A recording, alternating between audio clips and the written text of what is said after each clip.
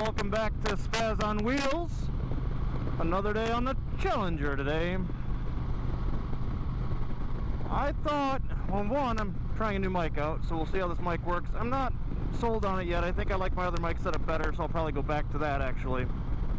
But camera position's been changed a little bit. Hoping the view's good here. Just tried to get it more center this time and redid some things. I had to buy some new bolts and stuff to get rid of all the toggles, but thought I would do a little bit of an origin story of sort of who I am off the motorcycle a little bit and what I do. So starting off, I will just say I came from humble beginnings. I'm not gonna get all the details, but I've lived a very interesting life, and I'm very fortunate to be where I'm at today. I would say I started my life off in, you know, somewhat middle class. Most of my life was middle class, and some of it was below that, quite a ways below that. We had our times when I was a child. I never rode motorcycles, dirt bikes, you name it. I did BMX stuff. I was a BMX and tried to skateboard, that kind of stuff, mountain biking, but I'd never rode dirt bikes or anything like that. I'm a late bloomer as it came to motorcycles. I didn't get my first personal motorcycle until 2010. My wife and father had a Goldwing that I ended up jumping on and riding up and down the road. Never rode a bike before, and just took it. Let's take the biggest bike you can find and try riding it once. It's pretty fun. So I got my first bike in 2010, and that was a brand spanking new, because, I guess in my case it was all go big or go home. And I bought a Kawasaki Vulcan 1500cc with a drive shaft. That was my first motorcycle. I drove it off the lot after getting I got my temps. It was a written course in Wisconsin, and I went and went and bought a bike after I getting my temps. Never rode. I left the lot with it. I drove it home. I made it home. I then forgot paperwork and had to drive back. So I drove back to the dealership, and before I even got to the dealership, my wife following me in the minivan with our kids, I end up center striping the bike, spinning the wheel, and dumping the whole bike in my head into the pavement. I was wearing a full face helmet because I was in my temps. Yeah, that's how I started off. The bike got fixed. They didn't total it. And I ended up sitting on that bike. I sat on that bike for literally probably an hour, if not an hour and a half, before I could drive anywhere, because I was freaked out. I was so afraid I was going to dump the bike again. And then I proceeded to go and do left and right and left and right and left and right turns, start and stops all day long until I was comfortable, and then hit the highway. So that was the first bike. 2 years of riding that bike. That bike was nice to me. I did some stupid things on it. I jumped a 50-pound bag of mulch that my wife straddled coming back from a camping trip where I was riding the motorcycle behind the minivan, and survived that. Didn't crash. And then I graduated to a 2012 Harley-Davidson Ultra Limited, so full dresser. Kept that for a couple years, and then got myself a 2014 Ultra Limited. As soon as I got my 2014 Ultra Limited, my wife got her license. She'd rode dirt bikes and she'd, stuff like that. So she actually had more experience than I did at riding, at least off-road, not on the street. But she got herself a 2014 Softail Slim. Well, then my wife got a stripped-down bike, so I had to get a stripped-down bike. So literally bought 3 bikes in, I think it was a month and a half, 2 months. And I bought myself the 2015 Breakout that you've seen in some of the other videos.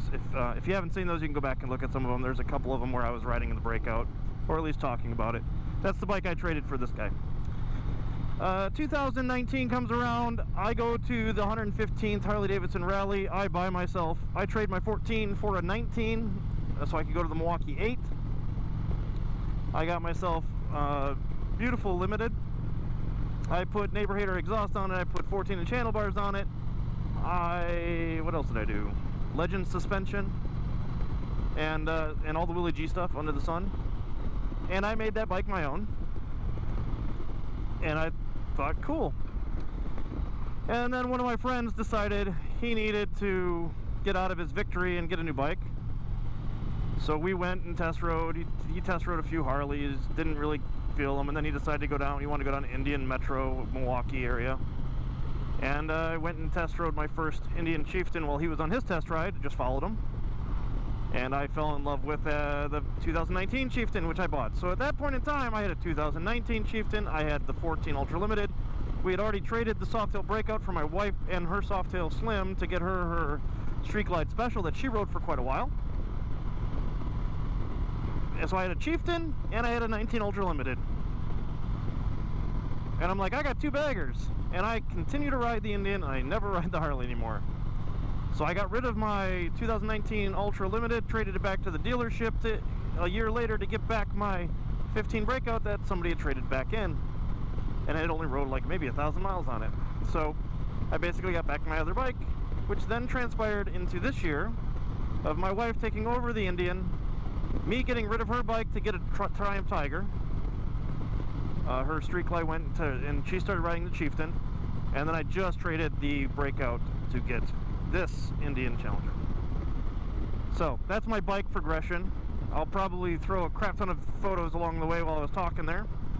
That way you can see all the different bikes I had. Well, then I got my Challenger and all that. So let's talk about a little different stuff. Let's talk about work. What do I do for work? Well, I've done a little bit of everything for work. So if we talk about weird career progressions, I've worked a horse farm, a horse ranch. I worked, actually, my first job really young, like 12 years old. I worked a trout farm, which was really just a pond where people, came and we grew up trout, and they just fished with them with cane fishing poles and pulled them out, and we prepped them. It was right next to my house when I was a kid. And adult life-wise, I worked in a finishing plant that my mother lost her fingers in. I worked in there for a short time. I joined the service, was Army Infantry. When I came back from the service, I worked retail a little bit, and then I worked fast food a little bit of this, a little bit of that. Worked in a plastic mold factory where we made everything from slides for your kids to plastic pallets for the U.S. Postal Service. So I made a bunch of basically plastic parts. We basically threw the plastic sheets into the mold, dropped them on the mold. After we're done with that, we'd finish them off with routering them off and all that good stuff. So that was what I did for a bit, and then cleaned them up, all that finishing stuff. After my first daughter was born, I was working for a company on a contract for AT&T doing provisioning AT&T frame relay circuits, and I decided to go back to college, and I went to school for both IT and computer science, so information systems and computer science, basically a CIS degree, both with a networking background and a software engineering background. I then got into the tech industry. I became a director of IT for a while, then I became a software consultant for a while, and in this day I work for a software company.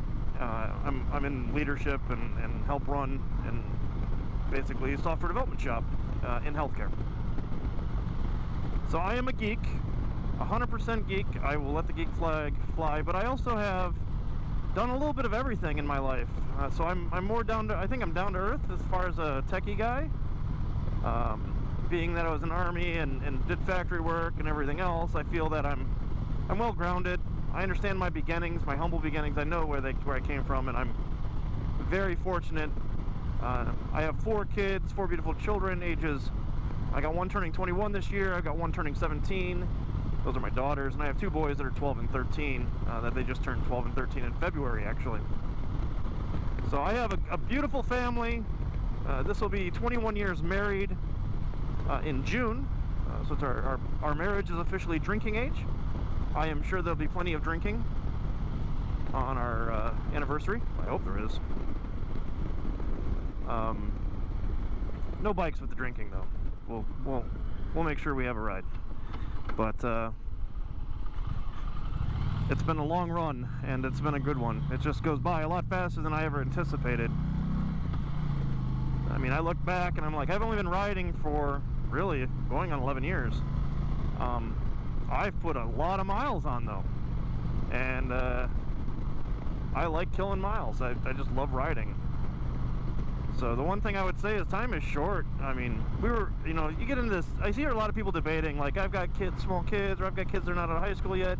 I can't get a motorcycle, or my wife won't let me get a motorcycle. And all I have to say to that is, we only live once, and if you don't do it soon enough, you'll never do it. So if you're looking, you think you want to ride, or you have this gut feeling that you really want to be on a motorcycle, you should at least go take the course. Go take the course, see if it's something you want to do. It's a safe environment doing those courses. You're not going to get hurt there. And if you do, it'll be minor, because you're really just going to fall at low speed. But at least experience it before you're too old and you can't do it because something happens. So I don't know how long I'll be able to ride. I've got health issues myself, and it could there could become a day where it's either going to be super difficult, or I'm going to have to learn how to ride differently. If I don't get my health back in shape, I know I've let myself go too much here. I've got to take care of myself. I've got to get back into a routine of some kind, and I'm hoping to do that soon. You know, COVID hasn't helped much at all, but the reality is life is super short. So take the opportunities when you have them, and definitely enjoy life, and do the things, and sometimes do the things that scare you. Maybe riding a motorcycle scares you. Try it. Get past that. Typically, when you have personal growth, that growth comes from being outside your comfort zone. So I recommend getting outside your comfort zone.